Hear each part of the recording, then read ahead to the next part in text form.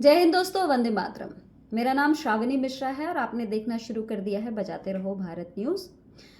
मैं लगातार दिल्ली और दिल्ली नगर निगम से जुड़ी बड़ी छोटी अपडेट्स आपके लिए टाइम टू टाइम पहुंचाती रहती हूं। इसीलिए आपसे एक अनुरोध है कि यदि आप बजाते रहो भारत न्यूज़ चैनल का हिस्सा नहीं बने हैं तो प्लीज़ हमें फॉलो और सब्सक्राइब करके हमारे साथ जुड़िए। वीडियोस अगर आपको पसंद आते हो तो लाइक ज़रूर किया करिए और साथ ही शेयर भी कर दीजिए ताकि दूसरों तक भी हमारी ये इन्फॉर्मेशन पहुंच जाए। अब आइए, मैं जैसा कि बता रही हूँ कि अपडेट्स मैं देती रहती हूँ दिल्ली नगर निगम और दिल्ली से जुड़े अपडेट्स। तो मैं बता दूँ कि ये जो अपडेट है ये दिल्ली नगर निगम से जुड़ी अपडेट है। आपको हम बता दें कि कल यानी 19 तारीख को दिल्ली नगर निगम में स्थायी समिति की बैठक थी। उस बैठक में एक बड़ा मुद्दा सामने आया जो किसी और नहीं बल्कि भारतीय जनता पार्टी के वार्ड 156 के पार्षद जगमोहन महलावत ने उठाया। ये मुद्दा एक प्रधानाचार्य से जुड़ा था जो किशनगढ़ के नगर निगम स्कूल में कार्यरत थे। कार्यरत थे इसलिए कह रही हूँ क्योंकि इनको लेकर अभी एक ऑर्डर आया है, आप लोगों को भी जानकारी होगी, उस ऑर्डर पर भी मैं बात करूंगी, इसलिए आखिरी तक वीडियो ज़रूर देखिएगा। तो इनके ऊपर आरोप लगता है कि ये महिला शिक्षकों के साथ अभद्र और अश्लील व्यवहार करते हैं, गाली गलौज करते हैं। मतलब एक तरह से ये प्रधानाचार्य जो हैं ये गालीबाज प्रधानाचार्य हैं जिन्हें शर्म नहीं आती। एक तो अपने साथ जो इनके साथ जो जुड़ा हुआ प्रधानाचार्य शब्द है ये उस शब्द को ही गाली दे रहे हैं। तो इनका जब मुद्दा उठा तो इनके मुद्दे पर खूब बवाल कटा कि भाई स्कूल के जो शिक्षक होते हैं वो हमेशा विद्यार्थियों को अच्छी बात बताने के लिए होते हैं। गुरु की बात से ही एक बच्चा आगे बढ़ता है, उसका भविष्य बनता है। लेकिन ये गुरु जो गाली बकता है वो बच्चों को क्या सिखा रहा है, जिसको यही नहीं पता है कि महिलाओं का सम्मान, महिला क्या पुरुष किसी का भी, हर व्यक्ति का सम्मान करना ज़रूरी है। आपकी ये कहते हैं ना, ये ज़बान जो है यही पान खिलाती है और यही जूता भी। तो ये तो प्रधानाचार्य यानी कि शिक्षक, और शिक्षक हो के इस तरह की भाषा का इस्तेमाल करना जो कहाँ से लाजमी है और कैसे ऐसे लोग जो है अभी तक टिके रहते हैं स्कूलों में। खैर, इनको लेकर जो शिक्षिकाएं हैं उन्होंने एक शिकायत पत्र लिखा। वो पत्र जो है मैं ना पढ़ के, ये है 31/10/2025 का ये पत्र है, कंप्लेंट लेटर है, जिसका विषय मैं बता देती हूँ। प्रधानाचार्य द्वारा महिला अध्यापकों से अभद्र एवं अश्लील भाषा का प्रयोग।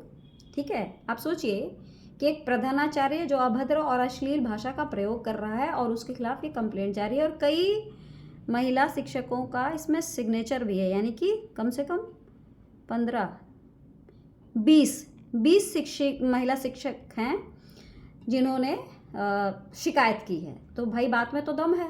अब ये मुद्दा जब उठा तो बट ऑब्वियस है कि कार्रवाई की मांग होगी। तो कार्रवाई की मांग हुई कि इस व्यक्ति को तुरंत सस्पेंड किया जाए, तुरंत सस्पेंशन ऑर्डर निकाला जाए। तो कल की बात है, मतलब 31 तारीख से लेके 20 दिन होने के बाद कल जब स्टैंडिंग कमेटी में ये मुद्दा उठता, उससे पहले कोई एक्शन नहीं लिया जाता है। जब ये मुद्दा स्टैंडिंग कमेटी में उठता है, जब मीडिया में ये बात आती है, जब खबरें वायरल होने लग जाती हैं, तब जाके इसके ऊपर एक्शन लिया जाता है। और एक्शन क्या लिया गया है वो भी मैं आपको बता देती हूँ। एक्शन जो लिया गया वो एक बार मैं पढ़ देती हूँ। ये दिल्ली नगर निगम एडमिनिस्ट्रेटिव ऑफिसर के द्वारा, एजुकेशन डिपार्टमेंट के जो एडमिनिस्ट्रेटिव ऑफिसर हैं उनके द्वारा ये ऑर्डर जारी हुआ, जिसमें है under pending inquiry Shri Avdhesh Mahato, principal Kishangarh south zone is hereby transferred on administrative ground to MCPS Sultanpuri Rohini zone. मतलब इनको जो दंड दिया गया है वो दंड है कि इनको किशनगढ़ से उठा के इनको सुल्तानपुरी भेज दिया गया है। मतलब साउथ जोन से ये रोहिणी जोन चले गए, ये इनका दंड है। ठीक है, अब सबसे पहला सवाल ये उठा कि भाई एक बंदा जो प्रिंसिपल है, जो स्कूल को रिप्रेजेंट कर रहा है और सारे शिक्षकों को रिप्रेजेंट कर रहा है, मतलब गुरुओं को रिप्रेजेंट कर रहा है, और उसके ऊपर क्या आरोप लग रहा है कि वो गाली गलौज करता है। और ये भी सुनने में आया है कि इसका कोई मंत्री के साथ कनेक्शन है। तो ये कई बार ये भी कहते हुए नज़र आए हैं, जो कि मुझे शिक्षकों ने बताया कि भाई मेरा कुछ भी नहीं बिगाड़ सकते, कुछ भी नहीं कर सकते। और कल ये बात जो खुद भाजपा पार्षद जगमोहन महलावत भी कह रहे थे कि वो ये कहता है कि मेरे ऊपर से जो है ताल्लुकात हैं, तो मेरे लिए कुछ भी नहीं कोई कर सकता है। इस तरह की भाषा का इस्तेमाल और इस तरह से दबंगई दिखाने वाले शिक्षक के साथ क्या होता है, इनको ट्रांसफ़र मिलता है। ठीक है, उम्मीद की जा रही है कि इसको सस्पेंड किया जाए, लेकिन इनको ट्रांसफ़र मिलता है। अब इसको लेकर जो है हमारी बात ऑब्वियसली है कि मैं अब तो पूछूंगी कि भाई स्ट्रिक्ट एक्शन क्यों नहीं लिए गए, क्योंकि एक व्यक्ति इसको अगर आप ट्रांसफ़र करेंगे तो ट्रांसफ़र करने से क्या होगा? ट्रांसफ़र करने से तो कुछ नहीं होगा, क्योंकि अगर किसी को सबक ही सिखाना है कि गाली गलौज का जो रिज़ल्ट है वो अच्छा नहीं है, तो आप सस्पेंड करिए उसको, और अच्छे से सस्पेंड करिए ताकि उसको समझ में आए। नानी कहते हैं ना, नानी याद दिला देना, तो नानी याद तो दिला देना चाहिए ना कि आखिर इस तरह से जो शिक्षक होके पूरे गुरु कम्युनिटी, टीचर्स कम्युनिटी को बदनाम इस तरह के लोग कर रहे हैं, इनको तो शर्म आनी चाहिए। अपने घर में अपने बच्चों को किस तरीके से रखते होंगे, आप खुद सोचिए ना कि ये तो घर में आते होंगे, अपने बच्चों को गाली देते होंगे, अपनी बीवियों को गाली देते होंगे, अपनी बेटियों को गाली देते होंगे।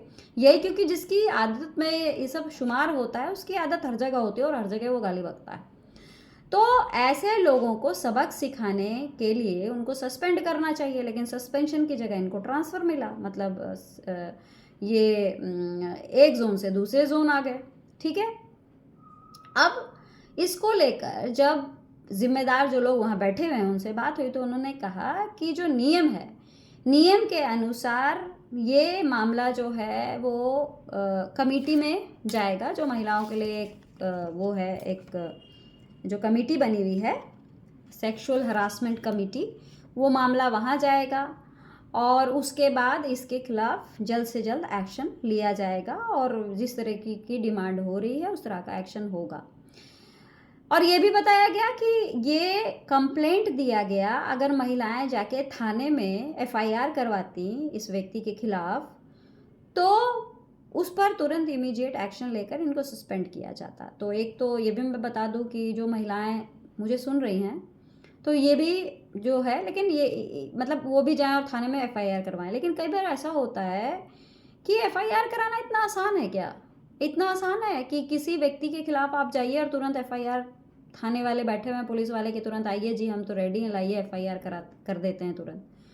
बहुत पापड़ बेलने पड़ते हैं, मुझे पता है, क्योंकि मेरे साथ भी एक ऐसा केस हो चुका है। एक वकील ने मुझे गाली दी थी और उस वकील के खिलाफ मुझे एफआईआर कराने में बहुत पापड़ बेलने पड़े थे। इसको फ़ोन कराओ, उसको फ़ोन कराओ, तो इतना आसान नहीं है कि कोई एफआईआर कराए। तो इसके लिए तो भाई निगम को कोई नियम बदले, निगम कुछ करे ऐसा कि इस तरह जो कि खुलेआम व्हाट्सएप पे गाली दी जा रही है, और गंदी गंदी ऐसी गाली, मैंने कईयों से ये बात भी कही कि वो गाली आप मुझे भेजिए। ठीक है, तो लोग ये कह रहे हैं कि वो गाली, और वो उसके स्क्रीनशॉट मेरे पास आए हैं, वो इतनी गंदी गंदी गालियां हैं जो महिलाओं को दी जा रही है, जो कि यहाँ बताई नहीं जा सकती है। आप सोचिए कि ऐसे लोग क्या समाज में रहने लायक हैं? और ऐसे लोगों को प्रधानाचार्य बनाया हुआ है, ऐसे लोग शिक्षक हैं, और ऐसे लोग ही आगे जाकर पूरा माहौल गंदा करते हैं। ऐसे लोगों के खिलाफ स्ट्रिक्ट एक्शन लेने की जगह अगर इनको ट्रांसफ़र दिया जाएगा तो मनोबल तो और बढ़ेगा। जो व्यक्ति किशनगढ़ में गाली दे रहा है वो रोहिणी जोन में जाके क्या गाली नहीं देगा? सुल्तानपुरी के स्कूल में जाके गाली नहीं देगा? उसको क्या फ़र्क पड़ रहा है? क्या फ़र्क पड़ गया? जिसकी ज़बान काली है वो तो काली रहेगी, उसको क्या फ़र्क पड़ रहा है? वहाँ भी जाके ऐसी गाली गलौज करेगा। तो इस चीज़ में बदलाव लाने की ज़रूरत है, और ये कहा गया है जल्द से जल्द इसके खिलाफ एक्शन होगा, तो उसको लेकर भी हम आपको अपडेट करेंगे। लेकिन आप लोग का क्या कहना है इस पूरे प्रकरण पर, आप ज़रूर बताइएगा, इंतज़ार रहेगा कमेंट्स में। जय हिंद, जय भारत।